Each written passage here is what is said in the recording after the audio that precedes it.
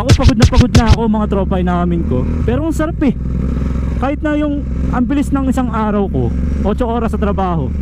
Tapos yung natitirang 16 hours ko, halos napupunta dun sa pag-grind ko. Pero kahit napagod na ako, nadudulot naman sa akin nun kasi nga nagagampanan ko yung pagiging tatay. Nagagampanan ko yung tungkulin ko sa pamilya ko, sa asawa ko, sa nanay ko.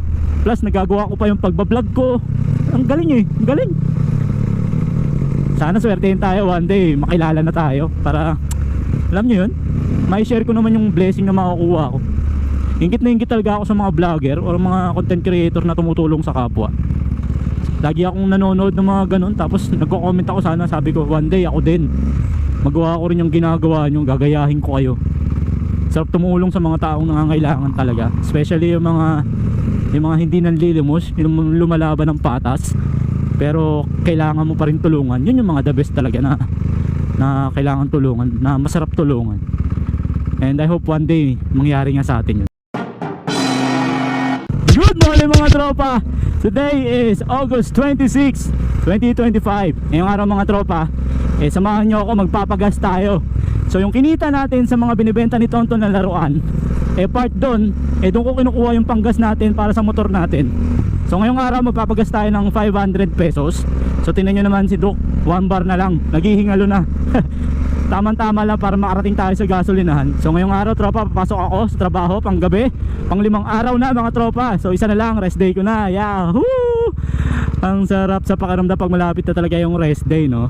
Kaya lang traffic, sana hindi matagal tong traffic na to. So gamit natin si Duke kasi hindi umulan. Pag umulan, gamitin natin yung kotse. Kung di kaya yung kotse, motor ni Mrs. Yun, yung mga option natin.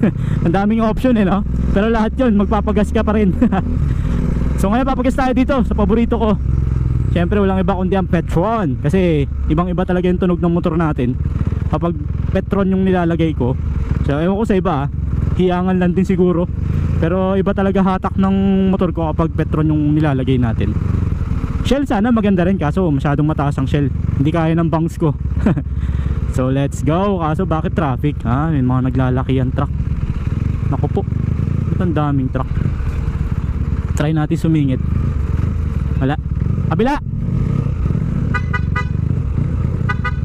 Alright, nakisingit tayo. Yun. Salamat, maabot pa. 500 boss, pula. Okay na yan, masyadong puno na. May sukli pa yung 500 natin tropa. So 454. Ayan medyo puno na. May sukli pa yung 500 natin. Yahoo! Alright, meron pa tayong pambili ng ng ulam. Bilisan natin kasi baka abutan tayo ng ulan. Painitin na natin si Duke. Ayun may sukli pa tayo. Yun. Yeah. Let's go. Let's go. Dito tayo duman. Medyo yung mga truck na daming sasakyan. Opo. Saan ba ito pupunta? Liliko na rin. Unahin natin. Malaki yan, hindi natin kaya yan. Ayun. Pero syempre sisingit tayo. Kaso baka hindi tayo makita. Antayan tayo ng tamang pagkakataon para ma-overtake.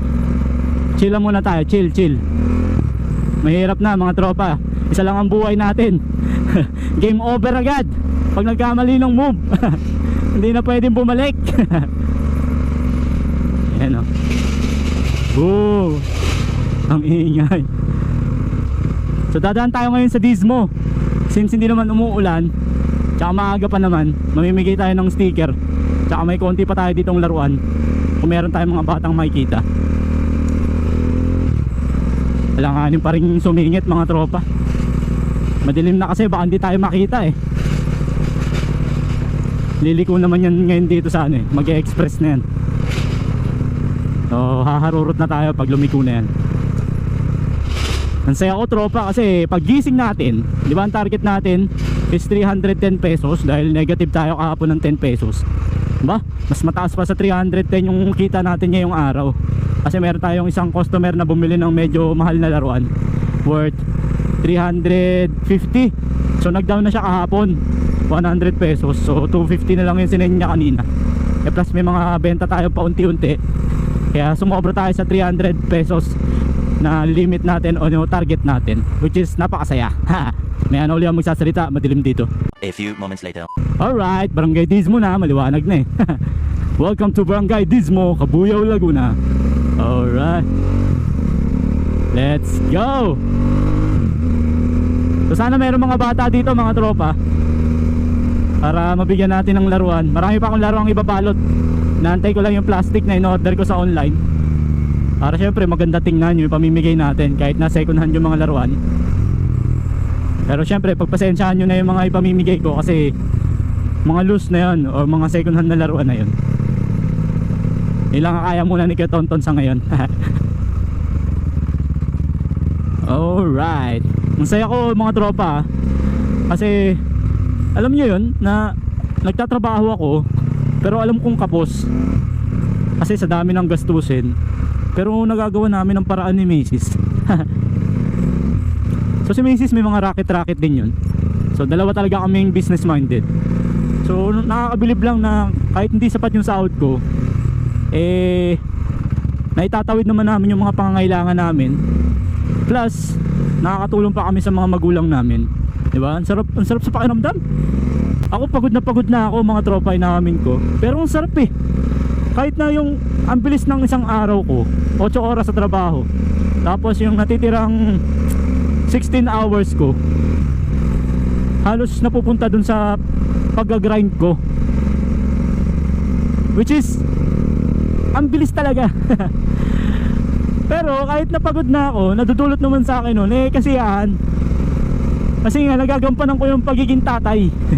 Nagagampanan ko yung tungkulin ko sa pamilya ko, sa asawa ko, sa nanay ko. Plus nagagawa ko pa yung pagbablog ko. Ang galing eh, ang galing. Sana swertein tayo one day, makilala na tayo, para alam nyo yun, may share ko naman yung blessing na makukuha ko. Ingit na ingit talaga ako sa mga vlogger o mga content creator na tumutulong sa kapwa. Lagi akong nanonood ng mga ganun, tapos nagko-comment ako, sana sabi ko one day ako din magawa ko rin yung ginagawa nyo, gagayahin ko kayo. Sarap tumulong sa mga taong nangangailangan talaga, especially yung mga hindi nanlilimos, yung lumalaban ng patas pero kailangan mo pa rin tulungan. Yun yung mga the best talaga na kailangan tulungan, na masarap tulungan. And I hope one day mangyari nga sa atin yun. Dito na tayo sa Dismo kaso walang mga bata.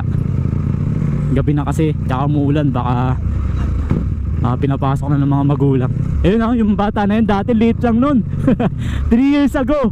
Ngayon binata na, hindi na ako pinapara. Dati kada dadaan ako, talagang hinaharang ako nun. Ngayon binata na. Ganoon na lang siya, picture ganoon na lang. Tagal ko na pala nagpa-vlog, grabe. So hanggang dito lang mga tropa. Tapusin ko na ulit yung video natin kasi madilim na dun sa dadaanan natin. Hindi nyo rin ma-appreciate yung lugar kasi wala pang street light dun banda. So if you like this video mga tropa, please don't forget to like, share, and subscribe sa Buti Pa Si Tonton TV. Hanggang sa susunod mga tropa, Buti Pa Si Tonton. Peace, bye bye.